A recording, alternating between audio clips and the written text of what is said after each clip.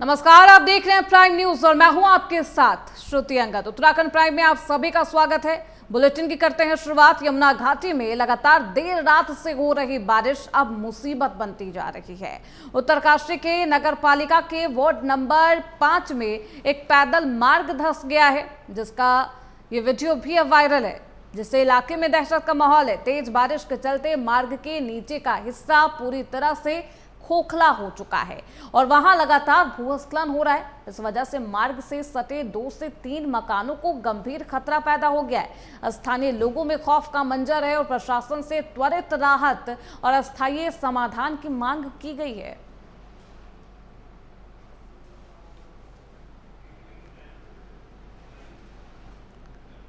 खबरों बढ़ते आगे। आज उत्तराखंड प्रदेश कांग्रेस अध्यक्ष करण माहरा के नेतृत्व में वरिष्ठ कांग्रेसी नेताओं ने शौर्य स्थल युद्ध स्मारक चीरबाग पहुंचकर उत्तराखंड के वीर शहीद जवानों को श्रद्धा सुमन अर्पित किया। कांग्रेस प्रदेश अध्यक्ष करण माहरा का कहना है कि आज देश जिस दिशा में जा रहा है, आज देश में लोकतंत्र की हत्या की जा रही है, जिसको देखते हुए हम अपने स्वतंत्रता सेनानियों और वीर शहीदों को नमन कर रहे हैं।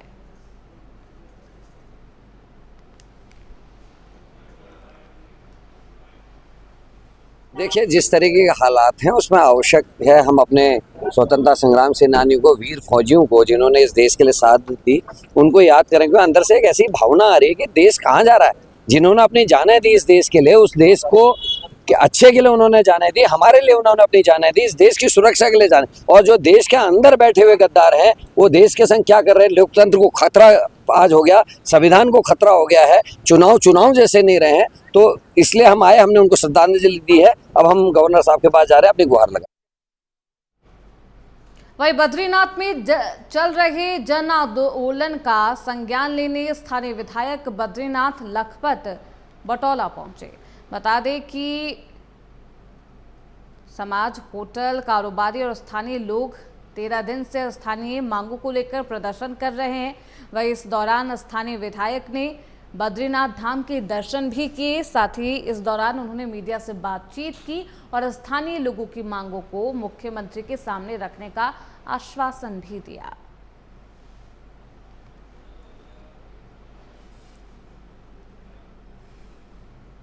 वही बैंकुट नगरी बद्रीनाथ धाम में प्राधिकरण और मास्टर प्लान की नीतियों को लेकर पिछले 13 दिनों से संयुक्त जन आंदोलन किया जा रहा। वही अब जल्द ही प्रदर्शनकारी आंदोलन को भूख हड़ताल का रूप भी देंगे। क्षेत्र के अस्तित्व पर खतरा मंडराते देख प्रदर्शन कर रहे संत आत्मा ने ऐलान ये किया है कि उन्होंने कहा कि सोमवार से जन आंदोलन और भी भयावह रूप लेने जा रहा। शहर के बाजार बंद करवा दिए जाएंगे, साथ ही भूख हड़ताल पर बैठने का काम भी किया जाएगा। वहीं रविवार को प्रदर्शनकारियों ने शहर भर में जुलूस निकाला और शासन प्रशासन के खिलाफ जमकर विरोध प्रदर्शन किया है। बता दें कि 10 सूत्रीय मांगों को लेकर पंडा समाज, स्थानीय लोग और कारोबारियों ने जन आंदोलन शुरू किया है।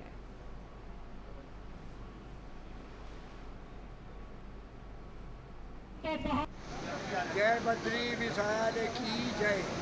सनातन धर्म की आँच आएगी।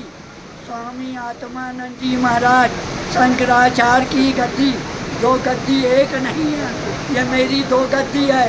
एक द्वारका और एक बद्री, 2 गद्दी है।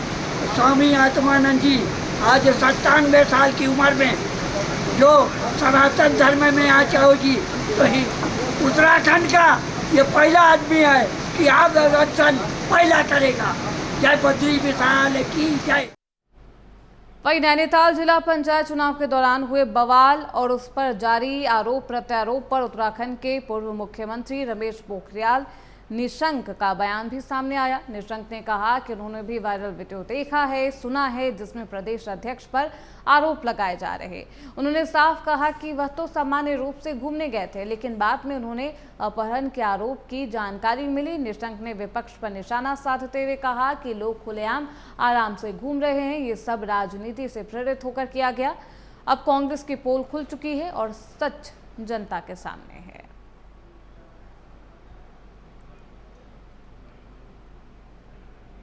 तो आपने भी देखा ना, वो वीडियो मैंने भी सुना। वो हमारे प्रदेश अध्यक्ष जी पर कुछ आरोप लगा रहे थे, और जब मैंने उस वीडियो को देखा कि वो कह रहे हैं हम तो घूमने गए हुए हैं भाई, और हमको पता चल रहा है कि हमारे बारे में कहा जा रहा है कि अपहरण किया गया, तो लोग भी सुन रहे होंगे। तो जिस आदमी को कह रहे हैं कि आप अपहरण करके लेकर के गए हो, होल मचा दिया पूरे प्रदेश में, वो आदमी कह रहा है भैया मैं घूमने के लिए गया हूँ, मेरे बारे में क्यों बोल रहे हो, इधर मैं आराम से घूम रहा हूँ, तुम उल्टा सुल्टा बोल रहे, ये तो बोल रहे ऐसे, जितना मैंने देखा है। तो मुझे लगता है कांग्रेस की कई पोलें अपने आप खुल जाती हैं। उत्तराखंड के रुड़की जिले के छबरेरा विधानसभा क्षेत्र में स्थानीय विधायक वीरेंद्र जाती ने लाइब्रेरी का उद्घाटन किया। बता दें कि विधायक इससे पहले शेरपुर खेलमऊ में भी लाइब्रेरी का उद्घाटन कर चुके हैं।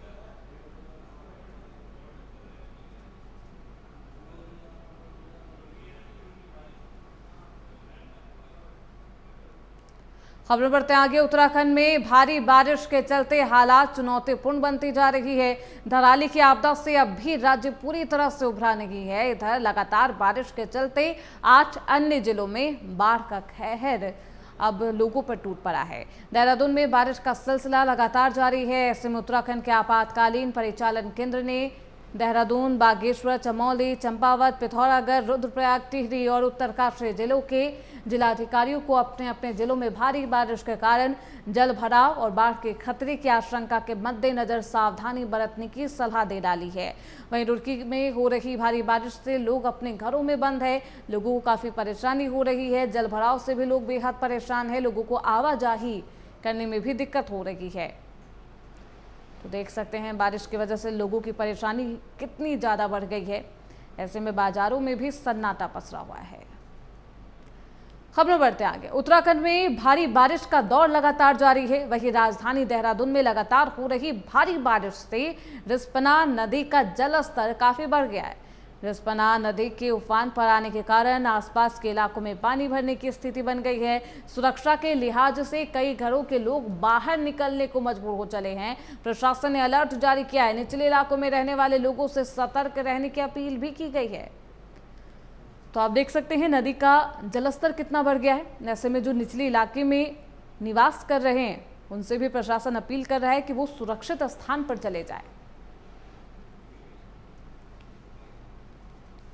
वहीं उत्तराखंड के देहरादून में 123 साल पुराने MKP PG कॉलेज को लेकर सोशल मीडिया पर अफवाह फैलाई गई थी, जिस पर कॉलेज प्रशासन ने बेहद सख्त रुख अपनाया है। प्राचार्य डॉक्टर सरिता कुमार ने बताया है कि पिछले कुछ दिनों से सोशल मीडिया पर कॉलेज बंद होने और शिक्षकों को 3 साल से वेतन न मिलने जैसी झूठी खबरें फैलाई जा रही, जो पूरी तरह से निराधार है। अफवाह फैलाने वालों के खिलाफ मुकदमा दर्ज कराया जाएगा और फिर सख्त कार्रवाई भी की जाएगी।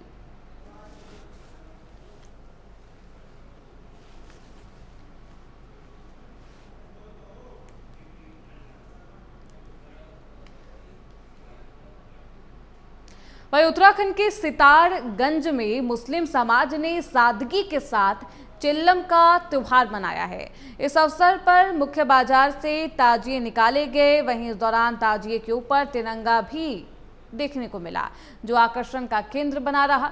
वहीं आसपास के लोगों ने भी ताजिए पर लगे तिरंगे को लेकर खूब उसकी तारीफ की है। बता दें कि मुहर्रम के 40 दिन बाद चहलम पर्व मनाया जाता है और शहर भर में ताजिया निकालकर चहलम का त्योहार मनाया जाता है।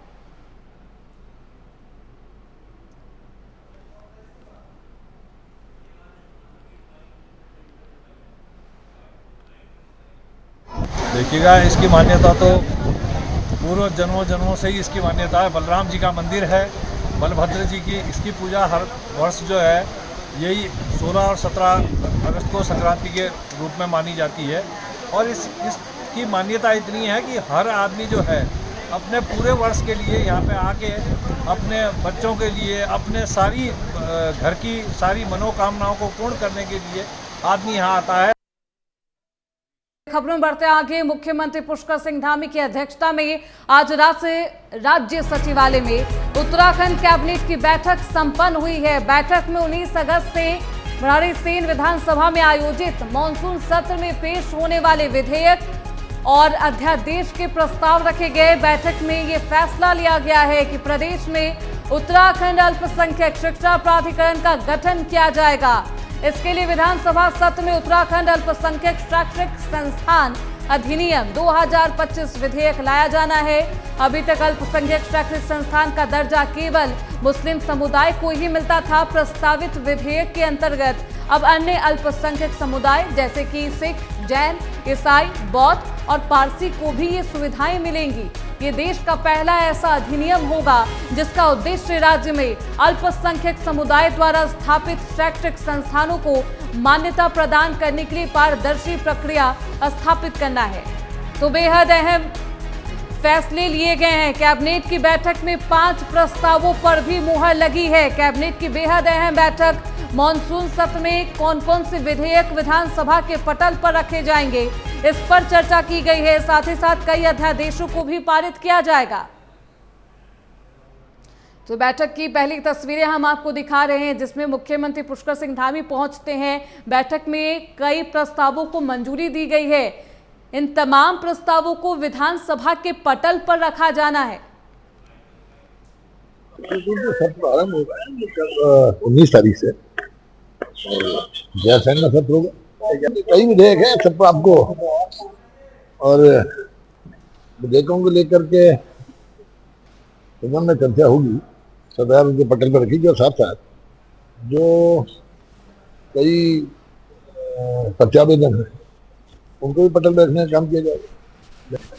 कैबिनेट की अहम बैठक अभी समाप्त हो चुकी है और आज की जो कैबिनेट बैठक है वो कई मायनों में अहम है, क्योंकि सत्र से 2 दिन पहले ये बैठक हुई है जिसमें कि तमाम निर्णय लिए गए हैं। सूत्रों के हवाले से मैं खबर मिली है कि 2 बड़े प्रस्तावों पर मोहर लगी है। हालांकि कुल जो है 5 प्रस्ताव थे, लेकिन जो शिक्षा विभाग का एक प्रस्ताव है जो कि अल्पसंख्यक कल्याण बोर्ड से जुड़ा हुआ, जिसमें अब मुस्लिम समुदाय के अलावा सिख, ईसाई और इसके साथ ही पारसी समुदाय को भी इसमें जोड़ा जा रहा है। इसके साथ ही यूसीसी को लेकर भी एक बड़ा फैसला लिया गया है जिसमें कि यूसीसी का जो रजिस्ट्रेशन है उसकी अवधि को बढ़ाया गया है। इसके साथ ही जो प्रत्यावेदन विधानसभा के पटल पे रखने वाले हैं, जो अध्यादेश विधानसभा के पटल पे रखने वाले हैं, उस पर भी कई अध्यादेशों पर जो है आज कैबिनेट ने अपनी मोहर लगाई है। बहरहाल कैबिनेट बैठक समाप्त हो चुकी है, लेकिन सबसे बड़ा सवाल अभी भी है कि गैरसैंण में ये सत्र कराया जा रहा है और बारिश निरंतर देहरादून में चल रही है। उसके साथ ही पूरे उत्तराखंड में जो है अलर्ट जारी है। अगले 24 घंटे के लिए सड़कों की स्थिति दयनीय है। ऐसी स्थिति में गैरसैंण में सत्र कराना कहीं ना कहीं बहुत चुनौतीपूर्ण हो सकता है। निश्चित तौर पर देखने वाली बात होगी कि गया गैरसैंण में ही ये सत्र होता है और सरकार इस सत्र को कैसे संचालित करती है। अपने सहयोगी राहुल के साथ मदन सिंह, प्राइम न्यूज़, देहरादून। तो देहरादून से एक और बड़ी खबर सामने आ रही है। उत्तराखंड की धामी सरकार और कैबिनेट ने मदरसा बोर्ड को लेकर बेहद अहम फैसला लिया है। जानकारी के मुताबिक सीएम पुष्कर सिंह धामी ने कैबिनेट बैठक में कांग्रेस सरकार से चले आ रहे मदरसा शिक्षा बोर्ड अधिनियम समाप्त करने का ये फैसला लिया है। इसकी जगह उत्तराखंड अल्पसंख्यक शैक्षिक संस्थान विधेयक 2025 विधानसभा में पास कराया जाएगा। ऐसा होने के बाद 1 जुलाई 2026 से उत्तराखंड मदरसा शिक्षा बोर्ड खत्म हो जाएगा।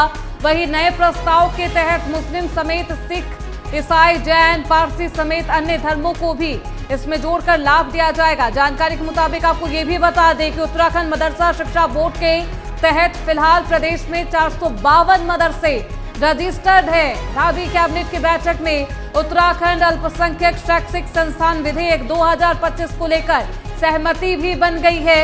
अब शिक्षा विभाग के इस प्रस्ताव पर हरी झंडी मिलने के बाद उत्तराखंड विधानसभा मॉनसून सत्र में पास कराने की उम्मीद है। इसकी तैयारी भी शुरू कर दी गई है। तो धामी कैबिनेट बैठक में बेहद अहम फैसला लिया गया है। उत्तराखंड मदरसा शिक्षा बोर्ड अब खत्म किया जाएगा। 1 जुलाई साल 2026 से इसे लागू किया जाना है।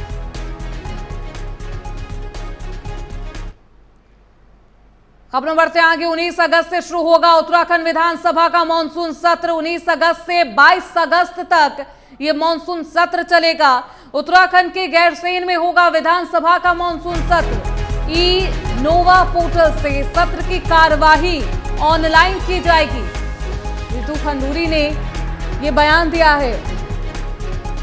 तो आपको बता दें 19 अगस्त से 22 अगस्त तक मॉनसून सत्र चलेगा।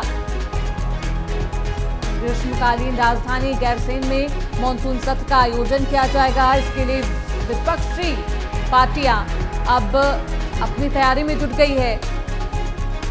तमाम मुद्दे जिसको लेकर विपक्ष सरकार को घेरने की कोशिश करेगी, सदन में खास तौर पर वो मदरसा, शिक्षा और आपदा को लेकर सरकार का घेराव किया जाएगा।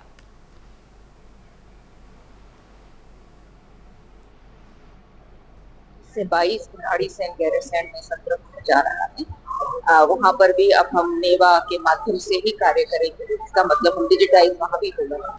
साउंड का भी वहाँ थोड़ा सा इश्यू होता था, उसको भी हमने ठीक करने का प्रयास IIT रुड़की के साथ मिलकर किया है। साथ ही साथ छोटे छोटे और भी काम है, उनको हमने वहाँ पर प्रयास किया है कि जो सदन हो, जो सत्र हो, वो अच्छे माहौल में हो और आराम से।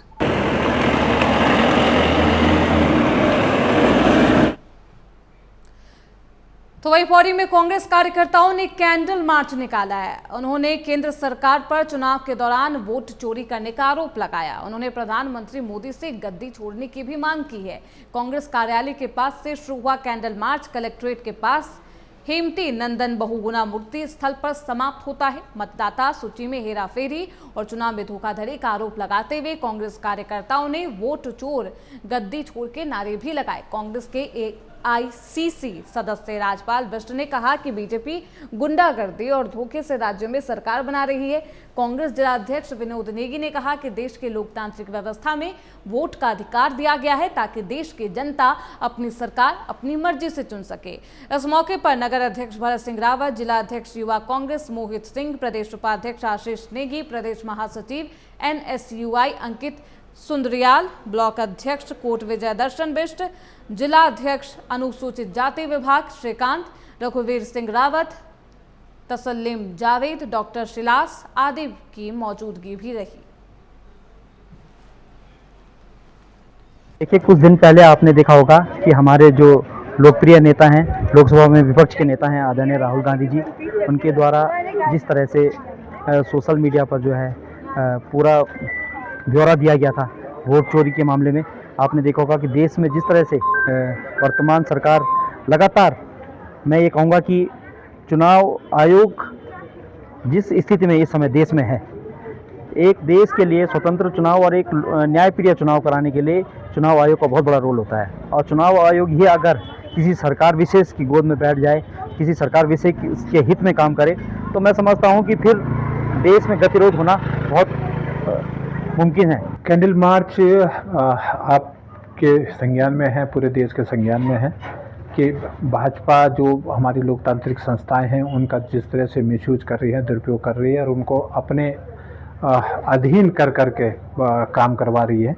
ये मामला लोकसभा चुनाव में जो वोट चोरी का है उसके खिलाफ जो कांग्रेस ने चुनाव आयोग से डाटा मांगा था, चुनाव आयोग ने वो डाटा भी नहीं दिया और कांग्रेस ने एक विधानसभा सीट, एक लोकसभा सीट कर्नाटका में, बेंगलोर लोकसभा में जब अपना सर्वे करवाया तो 1 लाख से ज़्यादा फर्जी वोटर वहाँ पे पाए।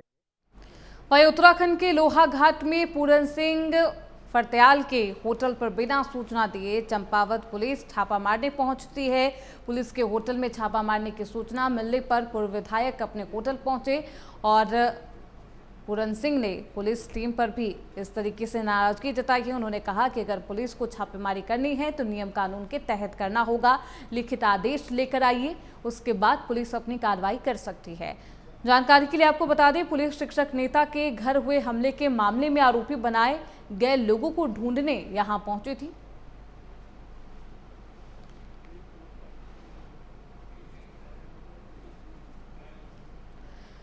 वहीं उत्तरकाशी आपदा को लेकर बेहद अहम खुलासा हुआ है। SDRF और राष्ट्रीय पर्वतारोहण संस्थान की टीम ने खीर गंगा नदी के उद्गम स्थल श्रीकांत ग्लेशियर का सर्वे किया है। जांच सामने आया है कि ग्लेशियर के 3 मुहाने में भूस्खलन ने हाल ही में आई बाढ़ को जन्म दिया। विशेषज्ञ हिमनंद नदी घटना बता रहे हैं। खास बात यह है कि श्रीकांत ग्लेशियर से 7 सहायक नदियां बहती है जो आगे चलकर कई क्षेत्रों को भी प्रभावित करती है।